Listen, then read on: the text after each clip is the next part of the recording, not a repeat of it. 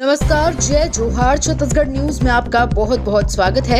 चलिए देखते हैं आज की 25 फटाफट काम की और महत्वपूर्ण बड़ी खबरों को। पर इससे पहले आप वीडियो को कहां से देख रही हैं, कमेंट में बताना बिल्कुल ना भूलें। छत्तीसगढ़ में ऑपरेशन ग्रीन स्व सहायता समूह से मिला रोजगार। राज्य सरकार की ओर से वन विभाग को योजनाओं के तहत महिलाओं की आर्थिक स्थिति में सुधार लाने के निर्देश दिए हैं। सीएम के निर्देशों का अब असर भी दिखाई देने लगा है। राज्य सरकार की ओर से बताया गया है कि महिलाओं को वन और आजीविका के साधन बढ़ाने में उनकी मदद की जा रही है। महिलाओं को प्रोत्साहित भी किया जा रहा है। आर्थिक आय बढ़ाने के लिए महिलाओं को प्रशिक्षण और आर्थिक मदद तक दी जा रही है। इन सब में से वन विभाग अपनी अहम भूमिका निभा रहा है। छत्तीसगढ़ खाद्य मंत्री ने धान खरीदी की तैयारियों के लिए जारी किए निर्देश। खाद्य मंत्री ने धान खरीदी की तैयारियों के लिए जारी किए निर्देश। आगामी खरीफ सीजन में आर्थिक मूल्य पर धान खरीदी के लिए छत्तीसगढ़ सरकार द्वारा तैयारियां शुरू कर दी गई हैं। खाद्य मंत्री दयालदास बघेल ने खाद्य विभाग के अधिकारियों को धान खरीदी के लिए सभी आवश्यक इंतजाम करने के लिए तैयारी शुरू करने को कहा है। उन्होंने कहा है कि समर्थन मूल्य पर धान खरीदी के लिए बारदाने की व्यवस्था, धान खरीदी में इंटरनेट कनेक्शन, कंप्यूटर और नापतौल उपकरणों को दुरुस्त करने के निर्देश दिए हैं। नवीनीकरण की तारीख 1 महीने आगे बढ़ेगी, खाद्य मंत्री ने की घोषणा। छत्तीसगढ़ में राशन कार्ड नवीनीकरण की तारीख 1 माह तक बढ़ाई जाएगी। इसी बीच जानकारी देते हुए खाद्य मंत्री दयालदास बघेल ने कहा है कि 5 लाख लोगों के राशन कार्ड का नवीनीकरण नहीं हो पाया है। वहीं लोगों की सुविधा को देखते हुए राशन कार्ड नवीनीकरण की तारीख 1 माह बढ़ाई जाएगी। छत्तीसगढ़ में गौ आधारित जैविक खेती से किसानों की समृद्धि का नया रास्ता, बोले मुख्यमंत्री विष्णुदेव साय। मुख्यमंत्री श्री विष्णुदेव साय ने कहा कि गौ आधारित जैविक और प्राकृतिक खेती किसानों की खुशहाली का नया मार्ग खुलेगी। इंदिरा गांधी कृषि विश्वविद्यालय में आयोजित कार्यशाला में उन्होंने जैविक खेती को बढ़ावा देने की दिशा में अहम बातें साझा की। उन्होंने भगवान श्री बलराम जी की जयंती को हर साल किसान दिवस के रूप में मनाने का आह्वान किया और गौ आधारित खेती में उत्कृष्ट योगदान देने वाले किसानों को सम्मानित किया। कई सालों के इंतजार के बाद छत्तीसगढ़ में आज से मिलेगी ब्रांडेड दारू। छत्तीसगढ़ में शराब प्रेमियों के लिए बड़ी खबर निकलकर सामने आ रही है। सरकार ने लाइसेंसी सिस्टम समाप्त कर पुरानी व्यवस्था लागू कर दी है। आज से सभी ब्रांड्स की शराब मिलनी शुरू हो जाएगी। पिछली सरकार ने नियम बदलकर FL10 लागू कर दिया था, जिसमें शराब खरीदी का काम लाइसेंसी सिस्टम के तहत बिचौलियों को दे दिया गया था और बिचौलिए वही माल यहां सप्लाई करते थे। इसके लिए उन्हें मोटा कमीशन मिलता था। लेकिन शराब पर अभी भी विदेशी कंपनियों का वर्चस्व है और लोगों को डिमांड भी विदेशी कंपनियों की शराब की रहती है, लेकिन विदेशी कंपनियां कमीशन नहीं देती हैं। धान खरीदी के लिए 37,000 करोड़ कर्ज लेगी छत्तीसगढ़ सरकार। छत्तीसगढ़ में समर्थन मूल्य पर धान खरीदी करने राज्य सरकार 37,000 करोड़ रुपए का कर्ज लेने की तैयारी कर रही है। मार्कफेड ने अलग अलग बैंकों से निविदा जारी कर प्रस्ताव मंगाए गए हैं। वहीं कांग्रेस ने राज्य सरकार के निर्णय का पुरजोर विरोध किया है। धान खरीदी पर कर्ज लेना विपक्ष को खल रहा है। कांग्रेस प्रदेश अध्यक्ष दीपक बैज का कहना है कि छत्तीसगढ़ में 9 माह की सरकार ने 30,000 करोड़ रुपयों का कर्ज ले लिया है। छत्तीसगढ़ के हर व्यक्ति को कर्ज की बोझ तले दबा दिया गया है। अब एक बार फिर सरकार कर्ज लेने की तैयारी कर रही है। भाजपा में प्रदेश और देश में चल रही अंतर्कलह अब ज्यादा दिन तक टिकने वाली नहीं, बोले भूपेश बघेल। जांजगीर पहुंचे पूर्व सीएम भूपेश बघेल ने मीडिया से कहा कि छग में कानून व्यवस्था बिगड़ गई है, अपराध बढ़ते जा रहे हैं, हत्या, लूट, बलात्कार की घटना बढ़ी है, गोवंश की तस्करी धड़ल्ले से हो रही है, सभी अवैध काम चल रहे हैं। भूपेश बघेल ने कहा कि भाजपा में अंतर्कलह चल रही है। दुर्ग और रायपुर के सांसद ने पत्र लिखा है, प्रदेश और देश में अंतर्कलह है, भाजपा अब ज्यादा दिन तक टिकने वाली नहीं है। भाजपा की सदस्यता अभियान को लेकर पूर्व सीएम भूपेश बघेल ने निशाना साधा और कहा कि उन्हें भी SMS आया है। पिछली बार मिस्ड कॉल करा रहे थे, ये किसी को भी सदस्य बना रहे हैं। बिना चार्जिंग स्टेशन की दौड़ रही 3,000 से अधिक इलेक्ट्रिक व्हीकल, लोगों को हो रही दिक्कत। छत्तीसगढ़ के रायगढ़ जिले में पेट्रोल की बचत और पर्यावरण के संरक्षण के उद्देश्य से बाजार में आई अलग अलग कंपनियों की इलेक्ट्रिक व्हीकल काफी तेजी से बिक रही है। लेकिन पेट्रोल वाहन के लिए जहां जगह जगह पेट्रोल पंप है, तो वहीं इस व्हीकल के लिए गाड़ियां सड़कों पर उतारने के बाद भी चार्जिंग स्टेशन चालू नहीं किया गया है। परिवहन विभाग में पंजीकृत इलेक्ट्रिक व्हीकल की संख्या अप्रैल 2021 से लेकर जून 2024 तक की स्थिति में 3,153 है। सांसद बृजमोहन अग्रवाल ने नवनिर्मित शासकीय हाई स्कूल भवन का लोकार्पण किया। शिक्षकों में राष्ट्र के प्रति समर्पण का भाव ही उनको दूसरों से अलग बनाता है, ये कहना है सांसद बृजमोहन अग्रवाल का, जिन्होंने तिल्दा नेवरा में उत्कृष्ट प्रदर्शन करने वाले शिक्षकों को सम्मानित किया। BNB शासकीय उच्चतर माध्यमिक विद्यालय में आयोजित शिक्षक सम्मान समारोह में मंत्री टंकराम वर्मा और विधायक अनुज शर्मा की उपस्थिति में 500 से ज्यादा शिक्षकों को सम्मानित किया गया, जिसमें सेवानिवृत्त शिक्षक भी शामिल हैं। समारोह को संबोधित करते हुए बृजमोहन अग्रवाल ने कहा कि शिक्षक एक बहुत ही पवित्र पेशा है। अवैध रेत उत्खनन पर तत्काल कार्रवाई करे, कलेक्टर ने दिए निर्देश। कलेक्टर विनय कुमार लंगेह ने आज समय सीमा की बैठक में स्पष्ट निर्देश देते हुए कहा कि जिले में किसी भी तरह की अवैध गतिविधि बर्दाश्त नहीं की जाएगी। उन्होंने कहा कि अवैध रेत उत्खनन पर शिकायत प्राप्त होते ही तत्काल कार्रवाई करना सुनिश्चित करे। खनिज विभाग स्वयं संज्ञान लेकर माइनिंग एक्ट के तहत कार्रवाई करे। इसी तरह उन्होंने कहा कि अवैध शराब बिक्री की शिकायत पर आबकारी विभाग कार्रवाई करे।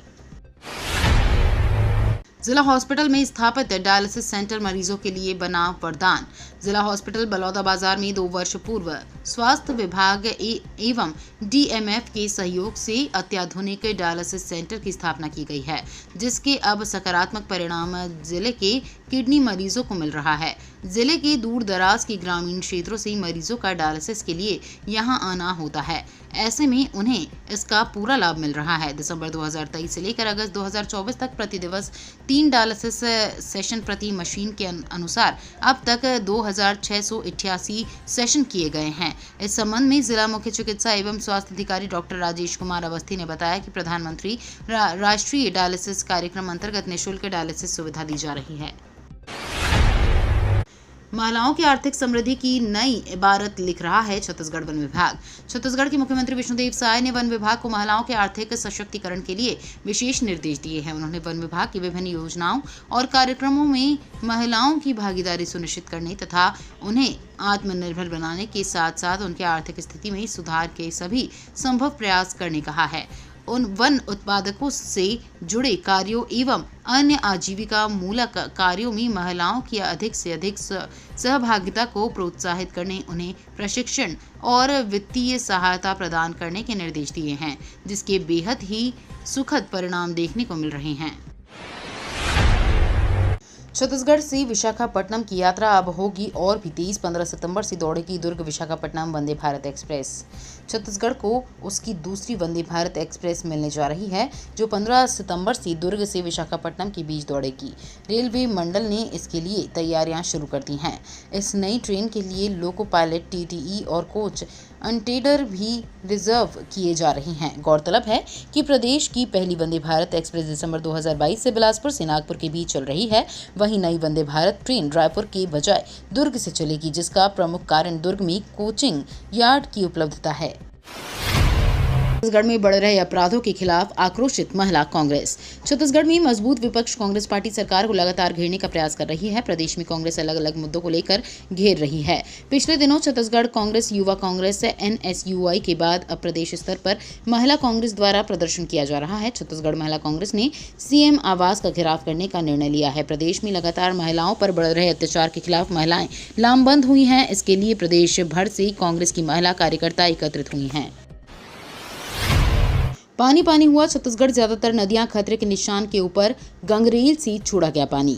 छत्तीसगढ़ में बीते 2 दिनों से भारी बारिश हो रही है। भारी बारिश की वजह से नदी नाले उफान पर हैं और कई जिलों में बाढ़ के हालात निर्मित हो गए हैं। भारी बारिश से जनजीवन अस्त व्यस्त हो गया है और लोगों के घरों में पानी भर गया है। राजधानी रायपुर समेत प्रदेश के कई जिलों में नदियां खतरे के निशान से ऊपर हैं। मौसम विभाग ने 9 जिलों में भारी बारिश का येलो अलर्ट जारी किया है।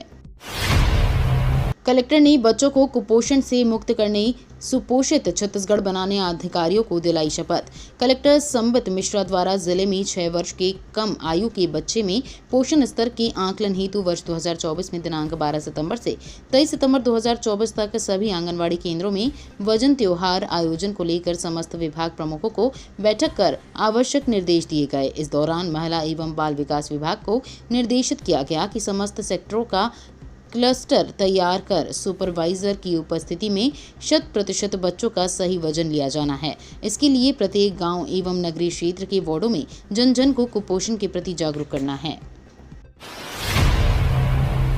डायरिया के 8 मरीज जिला अस्पताल में भर्ती, पानी उबाल कर पीने लगवा रहे मुनादी। डायरिया फैलने की खबर मिलने के बाद सीएमएचओ डॉक्टर मनोज दानी, डॉक्टर सीबीएस बंजारे, जिला सर्विलेंस अधिकारी जिला दुर्ग एलएन बंजारे, बीएमओ निकुम लक्ष्मी साहू, सभापति जिला पंचायत दुर्ग तारेंद्र देशमुख, प्रभारी चिकित्सा अधिकारी रसमड़ा अजय वैष्णव, जनपद सदस्य रसमड़ा राजकुमार साहू, सरपंच ग्राम पंचायत खपरी ने मौका का जायजा लिया। यहां डायरिया के संभावित कारण दूषित पानी को माना जा रहा है। पानी की जांच कराने सैंपल लिया गया है। स्थानीय निकायों के निर्वाचन हेतु निर्वाचक नामावली तैयार करने का कार्यक्रम जारी। छत्तीसगढ़ की राज्य निर्वाचन आयुक्त अजय सिंह की उपस्थिति में आज यहां नगर पालिकाओं एवं त्रिस्तरीय पंचायतों के आम उप निर्वाचन दिसंबर 2024 जनवरी 2025 संपन्न कराए जाने हेतु फोटोकॉपी निर्वाचक नामावली तैयार किए जाने के संबंध में राज्य के सभी जिलों से आए उप जिला निर्वाचन अधिकारियों को मास्टर ट्रेनर द्वारा प्रशिक्षण दिया गया। आयोग द्वारा सभी उप जिला निर्वाचन अधिकारियों को मतदाता सूची शब्द एवं निर्धारित समय सीमा में पूर्ण करने के निर्देश दिए गए। एमपी बृजमोहन अग्रवाल ने फिल्म मानव मार्केट के पोस्टर का किया विमोचन। सांसद बृजमोहन अग्रवाल ने मंगलवार को फिल्म मानव मार्केट के पोस्टर का विमोचन किया। Bhilai talkies pictures, NIMS film production और वान्या फिल्म्स प्रोडक्शन के संयुक्त बैनर तले बनी इस फिल्म में समाज में स्वास्थ्य सेवा के नाम पर हो रहे व्यापार को जनता के सामने पेश करने की कोशिश की गई है। इस फिल्म में दिखाने की कोशिश की गई है कि स्वास्थ्य सेवा के नाम पर मरीजों को ठगा जा रहा है। ज्यादा पैसा कमाने के लिए अस्पतालों में मुर्दों को भी जिंदा दिखाकर आईसीयू में इलाज किया जाता है। कलेक्टरों को बाढ़ ग्रस्त इलाकों की निगरानी रखने के निर्देश।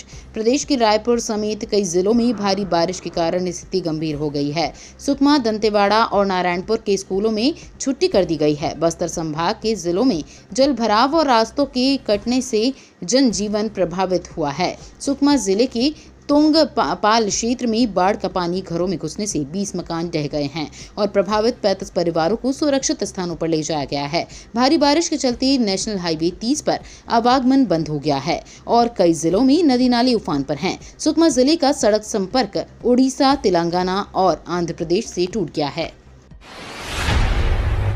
लाखों कर्मचारियों को मिलने जा रही खुशखबरी। देश के लाखों सरकारी कर्मचारियों का इंतजार खत्म होने वाला है। दरअसल जल्द ही मोदी कैबिनेट की बैठक होगी और इसमें 7वें वेतन आयोग के मुताबिक महंगाई भत्ता बढ़ाने पर फैसला हो सकता है। जानकारी के अनुसार कर्मचारियों का डीए 3% बढ़ने वाला है। बढ़ा हुआ महंगाई भत्ता जुलाई 2024 से लागू माना जाएगा। पिछली बार केंद्र सरकार ने महंगाई भत्ता और महंगाई राहत 4% बढ़ाया था। 7 साल से अधूरा स्काई वॉक 8 माह में होगा पूरा, 12 जगह लगेंगे एस्केलेटर। रायपुर का बहुचर्चित, विवादित और अधूरा प्रोजेक्ट स्काई वॉक का काम जल्द शुरू होने वाला है। करीब 7 सालों से अधूरा खड़े इसके ढांचे को पूरा करने के लिए लोक निर्माण विभाग ने टेंडर प्रक्रिया शुरू कर दी है। जल्द ही नोटिफिकेशन भी जारी होगा। ठेका लेने वाली कंपनी को 8 महीना और 31 करोड़ की लागत से इस प्रोजेक्ट को पूरा करना होगा। करीब 1.5 किलोमीटर के स्काई वॉक में 12 जगह उतरने और चढ़ने के लिए एस्केलेटर लगेंगे। इसी के पास सीढ़ियां भी बनाई जाएंगी। इसके अलावा 2 जगहों में अलग से सीढ़ियां बनेंगी। त्योहार में फर्जी और दूसरे की टिकट पर यात्रा की तो होगी ये कार्रवाई।